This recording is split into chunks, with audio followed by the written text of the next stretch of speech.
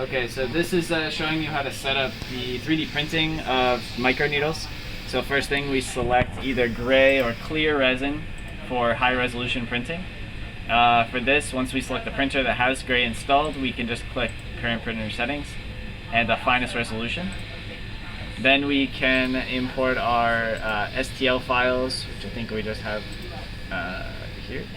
Let me just make sure these are STLs. Oh yeah, okay. So these two.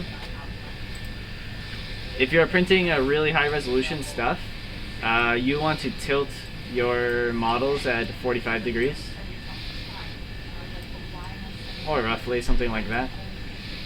If you notice on the build platform here, we have a wiper side and a front side. If you have really long aspect ratio parts, you're going to want to put them left to right, orthogonal to the wiper side, and that will prevent some warping in the really long or really thin parts. Once we have those, we'll keep them highlighted and click this button over here to add supports. And we just use some default settings. After the supports are generated, we're going to ensure that no supports are touching any of the needles. If you print the patches flat with the needles just straight up, what you'll end up with is like tiny Christmas trees of very low resolution microneedle tips. This will get you the sharpest tips actually.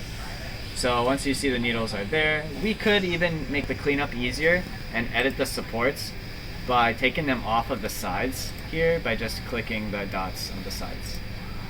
Shouldn't have any major issues with that. If you notice some red start to appear on the side of the patches, you could add more sort of on the bottom corners there. Then just hit apply, and then those will make very clean molds.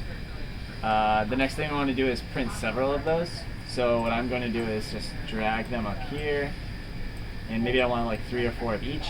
I'm going to click this here, layout, and do array models, and then instead of 2, choose like 3. 3 will fit on here, and then that's how many I want, so click apply. And then we're just going to send it to the printer, so click this here, make sure it's the right material.